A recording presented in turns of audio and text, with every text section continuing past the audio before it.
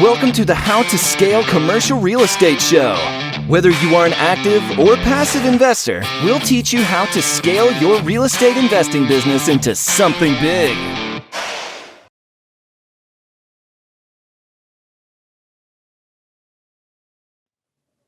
Hey, Grant, welcome to the show. Hey, thanks, Sam. I appreciate you having me. And again, I'm looking forward to this one. Absolutely. You're based, I think, in Southeast Michigan.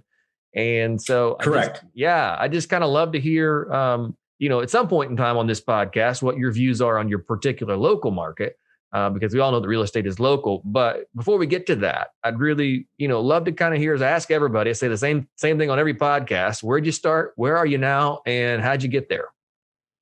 Well, now we invest in apartments, strictly apartments. We started out with single family homes. We started out with one single family home and basically very little money. And we ran out of money and ran out of ideas on how to grow extremely quick. So that's where we started. Gotcha. And so what was the process like? So you ran out of money, then what? How did you keep moving forward? Well, what we did was, we bought our first one. My wife, girlfriend back then, ended up moving in with me. We got married. Her condo became another rental. Long story short, we networked. We found people that have done what we needed to do. And they told us you need to get a couple of rentals free and clear. So we did some crazy things I don't recommend, but we bought some houses on credit card debt. She took out a personal loan, my wife, and I took out a personal loan to buy some houses. We got those, and what we did was refinance those into a blanket loan. And we took 3 of those properties, packaged those into a commercial loan, and we actually refinanced it, got a big chunk of change because we bought the properties distressed. We improved the properties. So we got money back from that loan, put some tenants in, basically the Burr strategy on steroids with a commercial loan, buy, rehab, rent, refinance, repeat. Yeah. That's what we did. Got some cash, went forward and bought some more homes. And that's how we were able to grow. Got it. Now that's an interesting strategy if you have the other income sources to, because a lot of times I find that banks won't lend to you if, say, real estate's your only bag, right? And they say, "Oh, great, well, good for you for having equity, but we're not giving it to you because you don't have any other source of income." Were you supporting yourself in other ways during this period?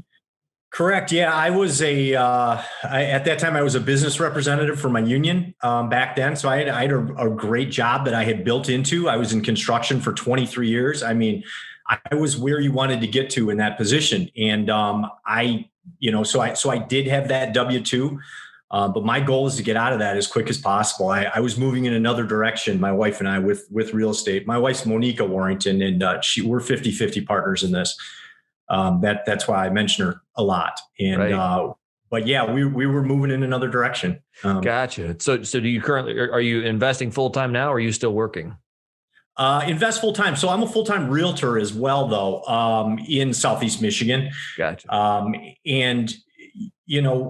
I think 2 years ago now, coming up, going to be 2 years, I quit my job. I got out of construction. I took a property management job. I managed with my own portfolio around 800 units. I did that for about a year and a half. And I had to move on. We bought an apartment building. I needed time. So time became more important than the money, believe it or not. And I had to quit that job. I had my real estate license for 5 years. So I said, you know what, it just makes sense. People have asked me to buy and sell homes for them. So I only did it for myself, but I thought, well, you know what, I'll transition into that. And now I'm a full-time realtor and full-time investor. And we own and operate our own property management company just for ourselves. Just for yourselves. You're not, so the 800 other homes you were managing, you said, hey, I'm done with that. That was a W-2. I did that for kind of a mentor of mine growing up in the real estate business who was just killing it. And he hired me. That got me out of my 23-year job. That changed my mentality, which is huge. Everyone thinks, how can I start over? I'm already in my 40s, 50s, whatever it may be, but you can. We made sacrifices. Along the way, I sold my truck, I sold my boat, and I sold my pool table to buy a duplex. We still own that today, but I mean, we made sacrifices. We cut our expenses. We cut just about everything we could.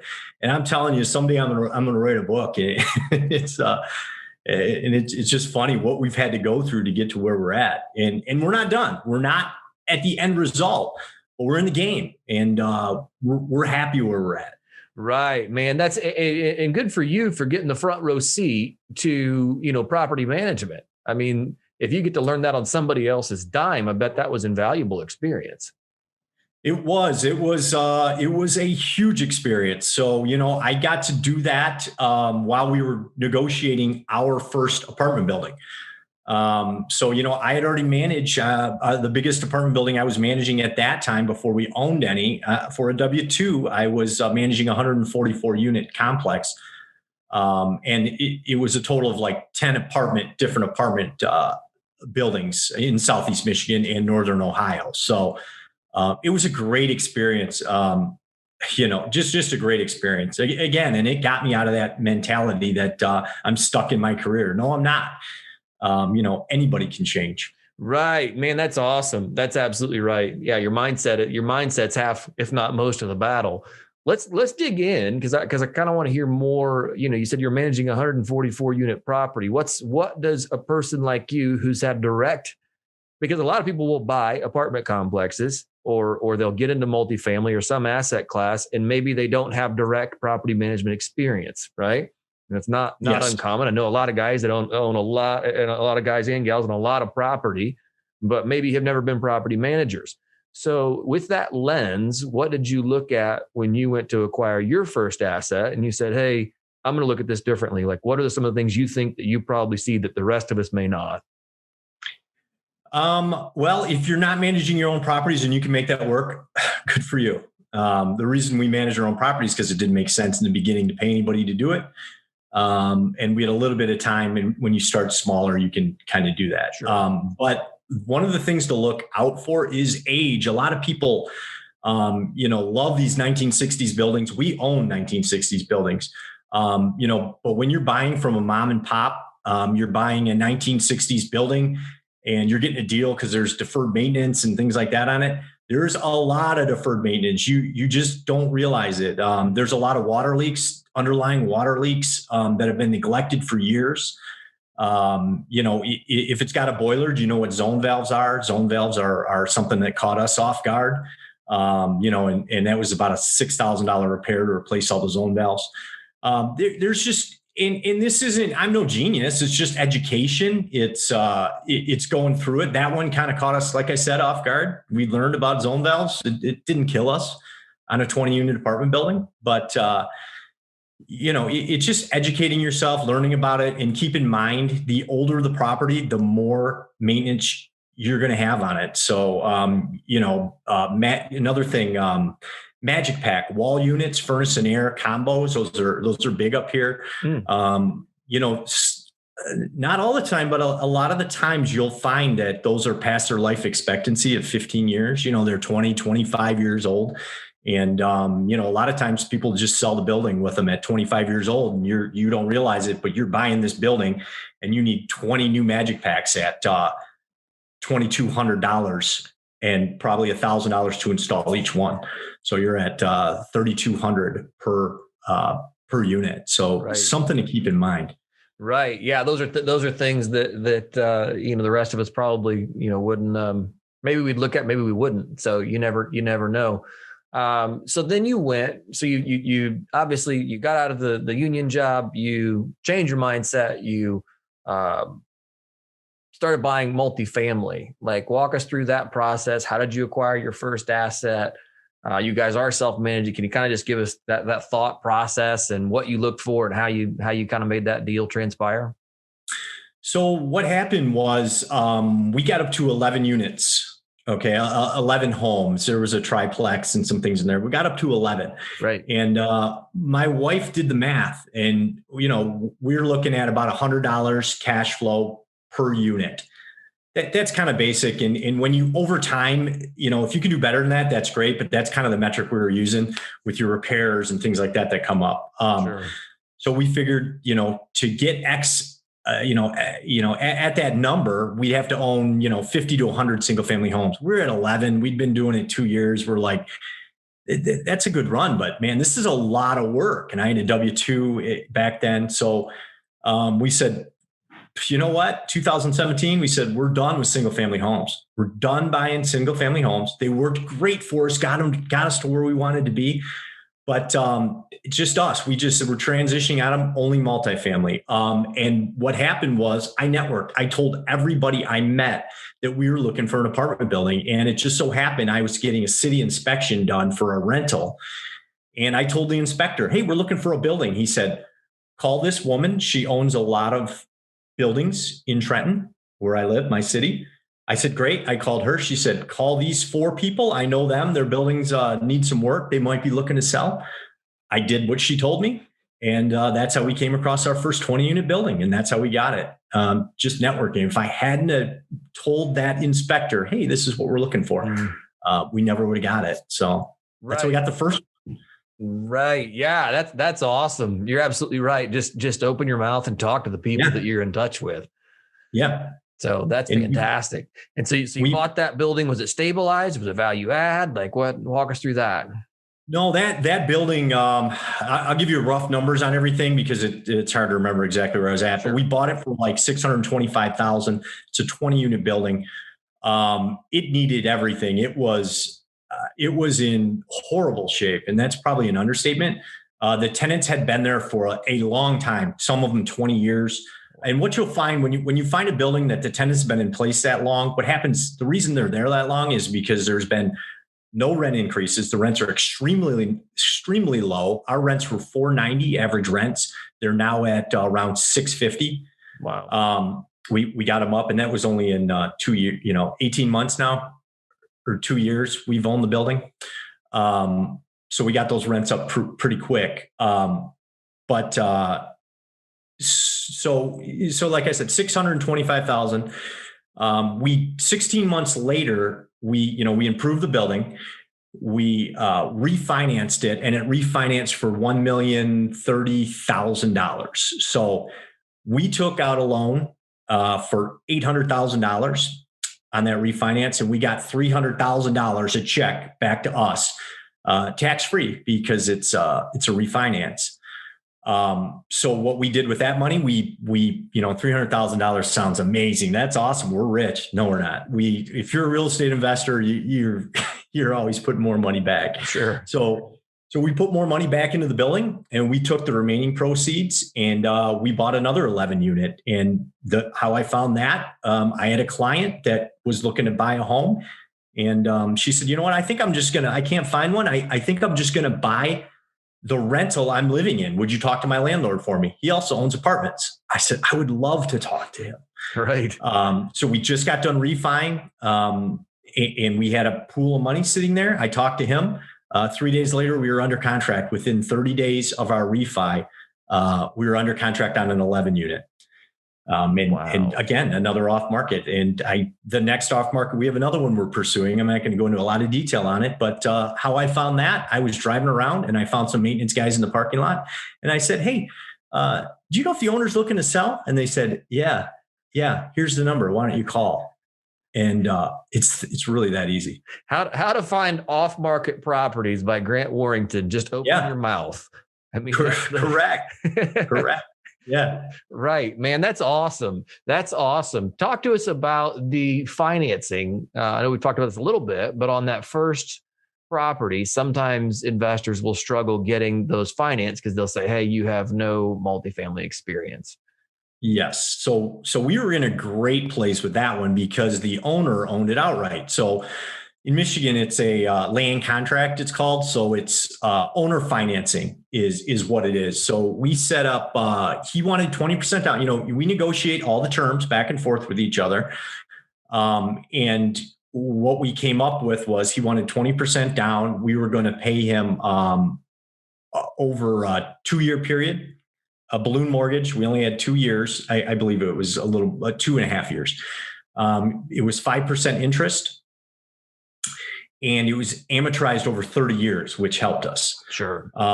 So this building was in such bad shape, it would have been just a catastrophe to try and finance with a commercial lender. Sure. So this worked out perfect for all of us. It also spread his capital gains over a couple of years, right, which worked out great for him.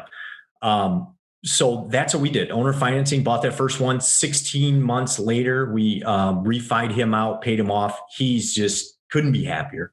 Sure. And so same with us. Right. Good for you. And that's also a gem that people are often hunting for is sellers who are willing, to own or finance.